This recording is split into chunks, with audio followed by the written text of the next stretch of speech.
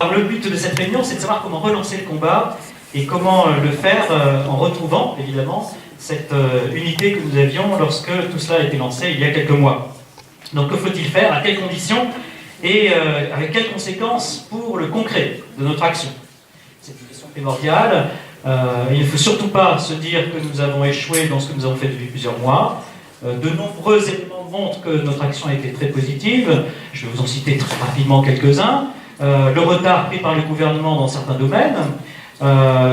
Encore récemment, on a constaté que les ordonnances qui avaient été prévues pour intervenir dans un délai de 6 mois après le vote de la loi, vous savez, une ordonnance, c'est l'article 38 de la Constitution, ça permet au gouvernement de prendre des textes qui normalement sont du ressort du Parlement. Et ensuite, le Parlement ratifie ces textes et leur donne valeur de loi de façon définitive. Là, le gouvernement est extrêmement en retard. On n'a pas vu ces ordonnances, pour un certain nombre d'entre elles, dans ce délai de 6 mois. On a pu voir également la manière dont certains mouvements, y compris LGBT, ressentent ce qu'ils estiment être un certain abandon de la part du gouvernement à leur égard. Le 17 octobre dernier, j'ai donné une conférence à Saint-Maur-des-Fossés, et avant d'aller à cette conférence, je suis allé assister à une réunion LGBT qui avait lieu à Paris. Je m'attendais à une très grande salle. J'entendais une très grande salle, et j'ai constaté que c'était une toute petite salle. 70 personnes, dont essentiellement des institutionnels, payés par les institutions, pour assurer un travail auprès d'eux, par exemple. Et le ton général de la réunion n'était certainement pas à la joie et au triomphe. Alors oui, bien sûr, ils étaient ravis de voir que le projet de loi avait été adopté, mais en même temps, ils se rendaient compte que des retards étaient enregistrés et que finalement, la Manif pour tous et les immenses manifestations que nous avions connues avaient laissé surgir en France une résistance à laquelle ils ne s'attendaient pas et vis-à-vis de laquelle, ils l'avouent eux-mêmes, ils sont un peu désarmés. J'ai même entendu l'un d'entre eux dire on a de vrais problèmes maintenant avec des comités de vigilance anti-gender qui sont en train de se créer, et ça c'est vraiment embêtant parce qu'on ne sait pas comment faire pour les contrer. Donc félicitations, évidemment, à la Manif pour tous qui a lancé ces comités de vigilance anti-gender. Il y aurait d'autres éléments, il y en a un qui me paraît formidable, c'est la mobilisation de la jeunesse. Toute une jeunesse qui jusqu'ici était à l'écart du débat politique au sens noble du terme, l'art de la cité, je ne parle pas du débat politicien, et qui a décidé, parce qu'elle a compris l'importance de la chose, et puis parce qu'elle s'est mobilisée en acte et avec ses pieds, avec ses jambes, avec son âme, cette jeunesse elle est désormais perdue pour le gouvernement, elle est perdue au-delà pour tout un courant de pensée qui voudrait amener à une dissolution et à une destruction complète de la société.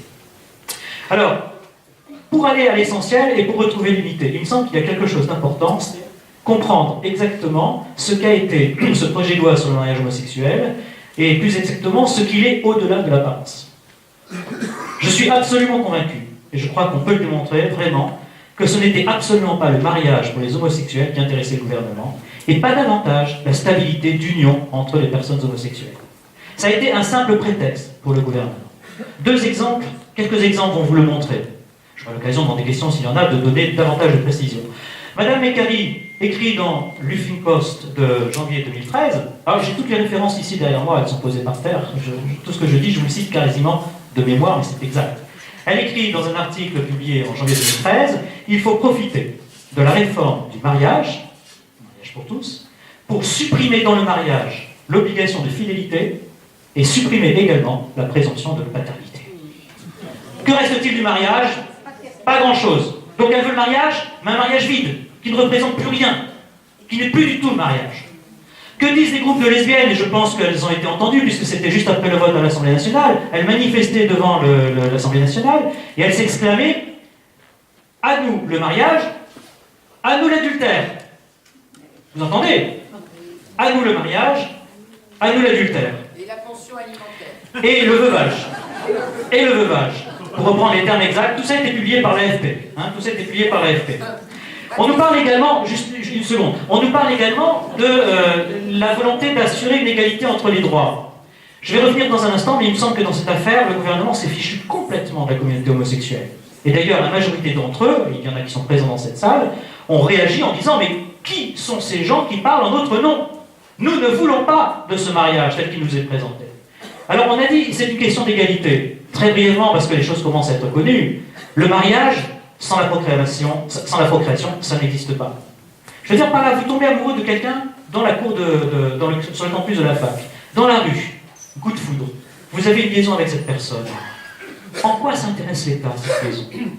En quoi ça intéresse votre député? Est-ce que vous allez voir votre mère pour lui dire, vous savez, je suis amoureux de telle personne? Est-ce que vous voulez bien reconnaître la qualité de cette affection que nous avons l'un pour l'autre? Ça n'a aucun sens. Et en ce qui concerne le mariage, le fait que deux personnes aient un sentiment affectif l'un pour l'autre ne concerne pas l'État. La seule raison pour laquelle l'État s'intéresse au mariage, c'est que l'État est chargé d'assurer ce qu'on appelle le renouvellement des générations. Et le renouvellement des générations, c'est la rencontre d'un homme et d'une femme. Parce qu'en dehors de techniques qui sont très récentes et qui montrent bien qu'elles n'ont rien à voir avec les éléments tels qu'ils sont donnés par l'expérience, il n'y a pas de procréation sans la rencontre d'un homme et d'une femme. Et donc, sans la procréation, pas de mariage.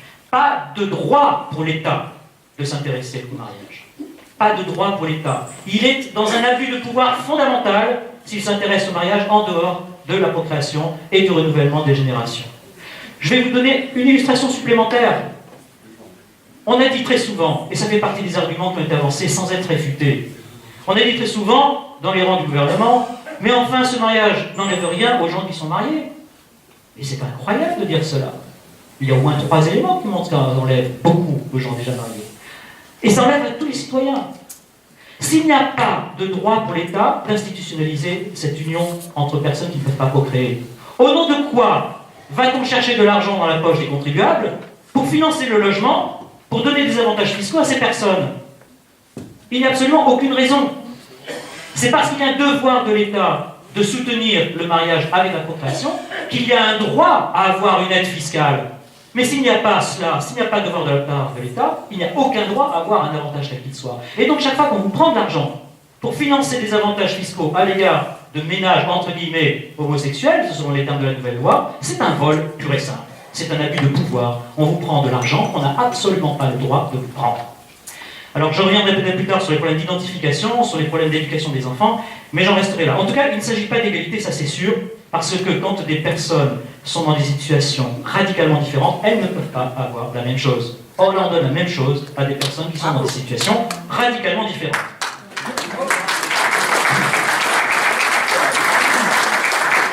Alors, s'est-on préoccupé des homosexuels? Je vous disais tout à l'heure, non. Eux-mêmes ne le voulaient pas, je l'ai dit. Et au cours de cette réunion du 17 octobre à laquelle j'assistais, j'ai eu la confirmation de quelque chose que je savais très bien. C'est qu'on n'a aucun chiffre sur la communauté dite homosexuelle. Je veux dire par là que, dans cette réunion, on a recoupé ce que j'avais constaté moi-même dans des études que j'avais menées quelques mois auparavant, à propos du fameux programme du gouvernement d'octobre 2012, disant 25% des homosexuels ont été l'objet d'agressions dans la vie quotidienne. Et j'ai recherché les éléments sur lesquels se fondait le gouvernement. Et j'ai écrit donc à Mme Belkacem, qui n'a pas répondu en un premier temps. Mais en un deuxième temps, elle a répondu parce que je l'ai menacé de saisir la CNIL, en lui disant comment faites-vous pour avoir des chiffres sur les homosexuels si vous n'avez pas un fichier informatisé faisant état de leur orientation sexuelle? Et depuis quand en France a-t-on le droit d'avoir un fichier informatisé dans lequel en face d'un nom on dit ce monsieur ou cette dame est homosexuel? Est-ce que ce n'est pas une atteinte scandaleuse à la liberté individuelle? Est-ce que ce n'est pas une atteinte scandaleuse à la protection de la vie privée? Donc d'où sortez-vous ces chiffres? Et finalement on a eu la réponse. Vous savez quelle réponse on a eu?